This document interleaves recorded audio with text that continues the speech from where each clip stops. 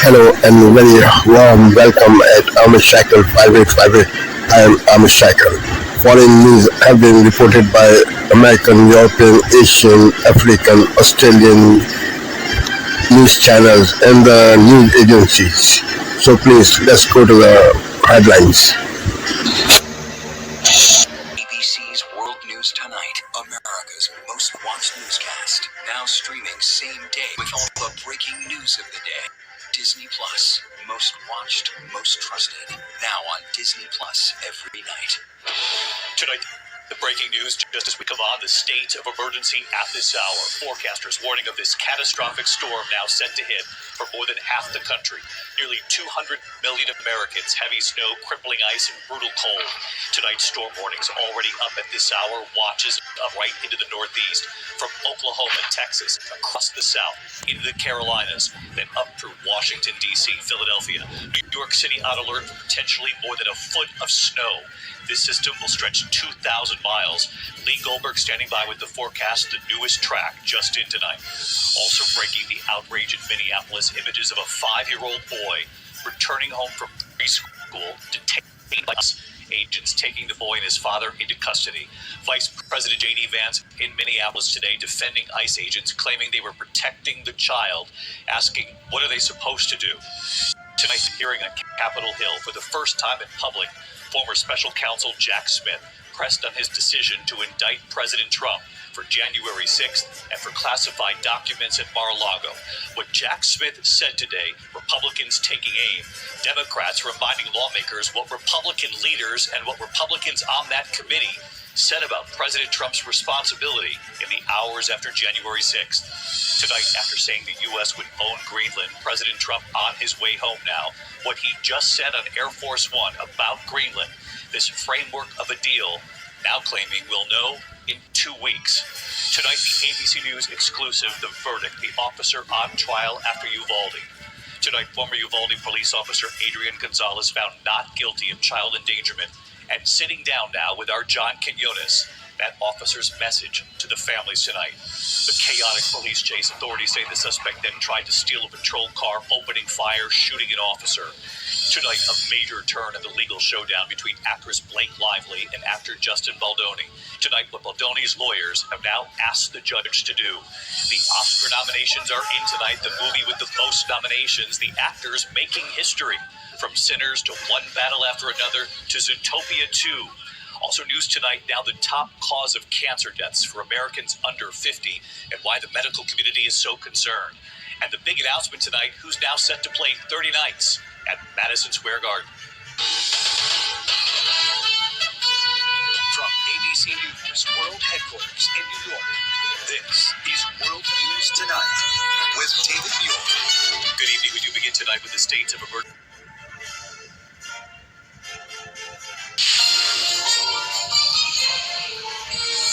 Thursday night, Canada's Prime Minister fires back at the U.S. President. Canada doesn't live because of the United States. Canada thrives because we are Canadian.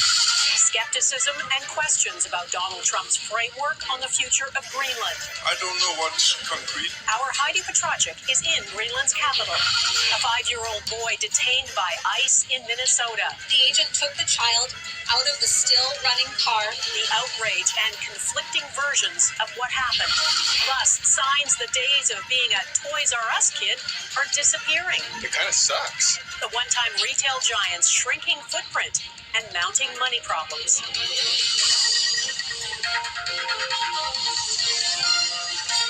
Global National with Donna Fruza. Good evening and thanks for joining us. Canada's Prime Minister, back home after an overseas trip to build relationships beyond the U.S., is pushing back on the American president's claim that Canada is not grateful enough and lives only because of the United States. Art Carney says Canada is a beacon to the world and in a time of democratic decline can show how rights can be protected. Now, Canada can't solve all the world's problems, but we can show that another way is possible. That the arc of history isn't destined to be warped towards authoritarianism and exclusion. It can still bend towards progress and justice. Carney made those remarks before heading into a Liberal cabinet meeting in Quebec City, where domestic issues are on the agenda. Gillian Piper has our top story tonight. 267 years ago, this Let's turn to California, or rather Europe. Apparently, Gavin Newsom has completely abandoned his elected role as governor and he's decided to become a world traveler and, of course, obsessive, compulsive Trump stalker, full-time podcaster, full-time Tweety bird. But today at Davos, Newsom was humiliated once again for his very bizarre behavior. We report, you decide, take a look. I want to read you a couple of things the U.S. government has said about you in the last 24 hours or so. The U.S. government? The Treasury Secretary. When you put it the Treasury Secretary described you as Patrick Bateman meets Sparkle Beach Ken. The White House Communications Director. That was the U.S. Secretary of Treasury. I have a couple more, and then you can respond. The White House Communications Director called you Gavin Newscum, and an official White House account, a federal government account, described you with I'd say, very online sexual slur that people here probably don't want to hear at 8:30 in the morning. And you're, in some sense, responding in kind. It's like fire with fire. Do you think? Should you? I mean, is that kind of discourse from you, from them, good for America? No, it's deeply unbecoming. Come on, of course it is. It's not what we should be doing. But you've got to point out the absurdity. Talk about the absurdity. By the way, the resemblance to Sparkle Ken, kind of remarkable. And watching Gavin spiral into bizarre irrelevancy is a sight to see, even touting knee pads during interviews. Not making that up either. Now, there is a major issue standing in his way. He was a terrible governor in every way. There's the knee pads. How great.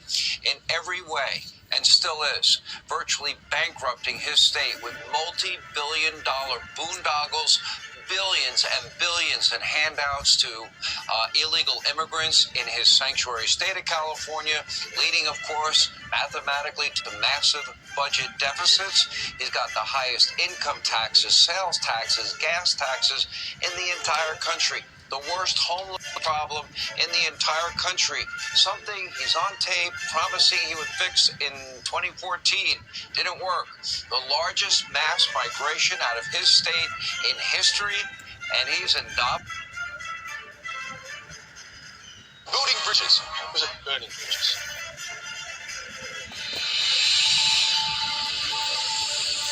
Specialist police teams joined the hunt for a man suspected of shooting 3 people dead at Lake Cargilligo in regional New South Wales.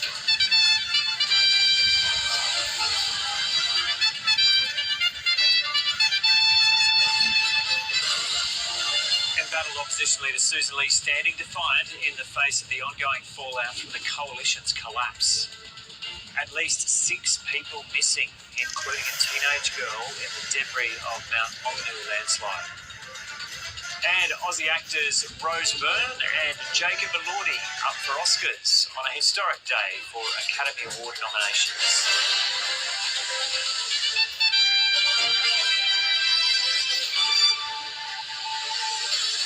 Hello and welcome to ABC News. I'm Joe O'Brien. The large-scale search involving 100 police officers has so far found no trace of a gunman suspected of killing 3 people in the central west of New South Wales. Police have confirmed the wanted man had a domestic relationship with one of the victims, a 25-year-old pregnant woman. Joanna Woodburn reports from Lake Cargilligo. They haven't yet found Julian Ingram, who is wanted on an outstanding warrant for murder. They've described the search for this man as fluid. They've said that there are certain premises where he's known to frequent, and they have cleared those premises. He was last seen driving on a road out of Lake Jelligo.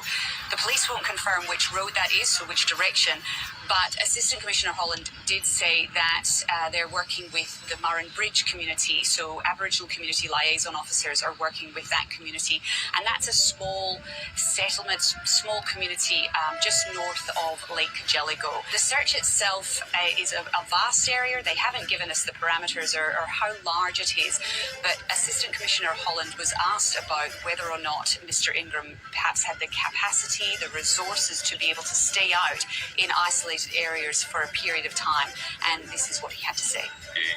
He gunman himself obviously worked for the local council. He had a good idea of the local area.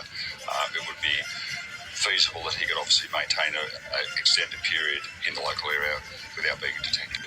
Well, the police have said that they will keep their base here in Lake Kajelago for as long as the search continues. They've not given any estimated time as to how long it will take or how long they'll be here, just that it is a large operation. They have said, though, that the town itself is not in lockdown. Now, residents were sent a text message yesterday advising them that there was a police operation and that they should stay inside. Today, pretty much every business, I think there's one petrol station that is currently open, so everybody has shut their businesses, shut their practices, in response to the police advice to stay indoors. We have been told some of these businesses may start to open this afternoon in response to this, but police were at pains to say that people are free to move around. There's a little bit more movement. There are more cars on the streets this afternoon. It was very, very quiet earlier today. Joanna Woodburn reporting there from the central west of New South Wales and Lake Cargelligo. The fallout from the Coalition's second breakup in 8 months continues. Opposition leader Susan Lee remains defiant, saying she'll remain in the top job, while Nationals leader David Littleproud says the two parties should spend some time apart. Political reporter Sarah Tomaszka joins us now from Parliament House in Canberra. Sarah, good day. So does it look like the Coalition will get back together anytime soon? Hi Joe, just taking it back one step, this is all unfolded because the National Party decided it could not join the Liberal Party in supporting hate speech legislation that passed Parliament this week in the wake of last month's Bondi terror attack. Now that decision meant that 3 National Party senators breached shadow cabinet solidarity, an issue that was at the crux of the Coalition's first breakup in May last year. But judging by the language of both leaders today, this breakup seems like it will be a little bit more protracted. Nationals leader David Littleproud says his party will not serve in a shadow cabinet led by Susan Lee, effectively issuing the Liberal Party an ultimatum to remove her as leader or stay broken up. Now, Susan Lee did front the media this morning for the first time since the Coalition breakup was announced yesterday. She is framing this as an issue of policy principle rather than personality clashes. And African News. The news. The South Africa's iconic Kruger National Park suffered major damage to critical infrastructure in recent flooding, with the cost of repairs estimated to run over $30 million, according to official figures. Torrential rains and floods last week forced the world-famous safari destination to shut down. Kruger National Park alone, the damage to critical infrastructure is so widespread that SANParks' earliest estimates are that the damage will be in excess of R500 million. Now, those are estimates. In certain areas, the flood levels haven't subsided enough for SANParks to be able to do a proper assessment. Have a long-standing threat. While there had been no loss of life within the park, parts of it was still underwater a week later, and 15 camps remain closed. These floods have now already affected South Africa, but all these main rivers, from the Limpopo, Lavuvu, Shingwetsi, Olifant, Sabi rivers, they are flowing from west to east, and they're all going to reach Mozambique. They have already, but there will be severe damage in Mozambique due to this. So we are not only looking at mitigating and at adaptation to what we've got in South Africa, but also how we can assist our neighboring countries, and in specifically the SADC region. The loss of tourism revenue from the flagship park will put the sustainability of the entire network of park at risks because of the impact of SANParks' operating budget. The South African government has now set up a fund to ensure the recovery of the site, which is in a region increasingly sensitive to climate change and natural disasters. Humanitarian organizations issued a warning on Wednesday at Davos, stating that Sudan is in urgent need of increased aid as the conflict nears its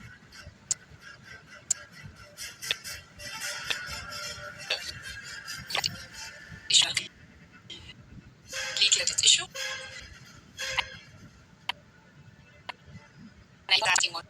Power.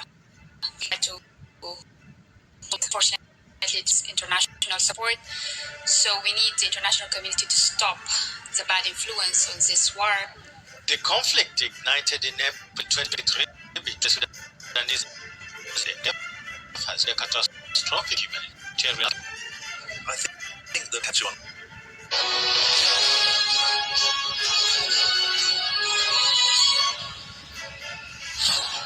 Hello, you're watching Sky News. I'm Nick Creation. Here are the headlines. Crunch talks set between Ukraine, Russia and the US, with the deal seemingly in reach as President Zelensky takes aim at European leaders.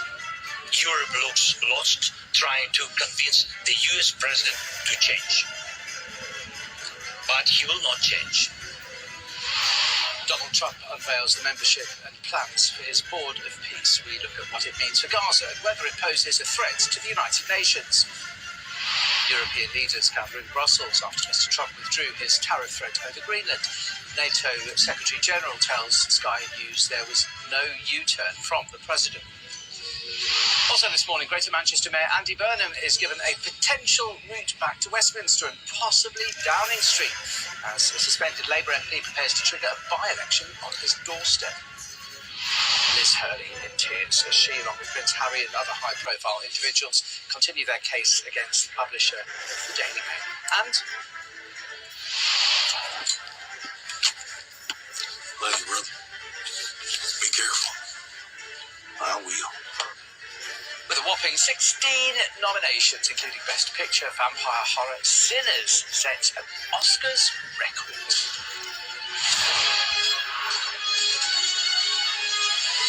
Hello, good morning. Thank you for joining us. World leaders have come to what could be an imminent breakthrough towards a deal on ending the war in Ukraine. The US team landing in Russia for talks with Vladimir Putin, and trilateral talks between Russia, Ukraine and the United States now set to take place in the UAE. The Ukrainian President Volodymyr Zelensky met Mr. Trump ahead of a speech in which he echoed some of the president's rhetoric on European weakness. Sky's Paul Kelso has a report. Volodymyr Zelensky arrived in Davos on the last full day of a meeting dominated by talk of conflict, in which his was the forgotten war.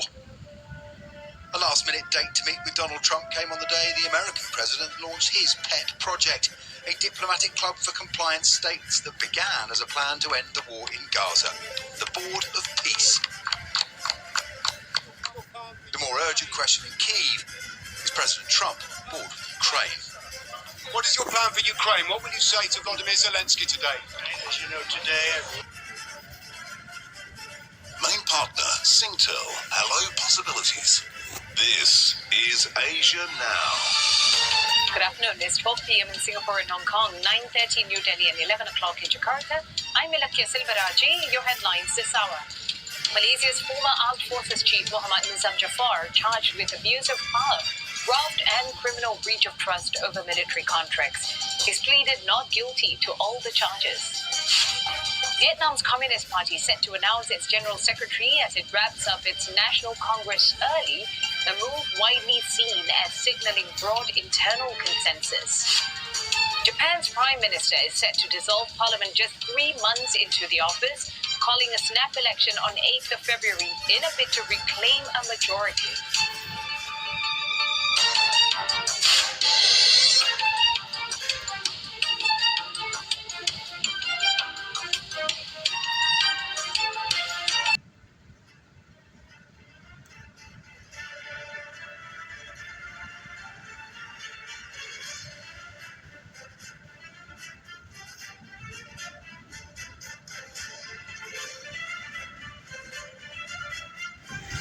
Thank you for watching Ahmed Shakil 5858. I am Ahmed Shakil. I hope you will visit again. Have a good life. Bye-bye.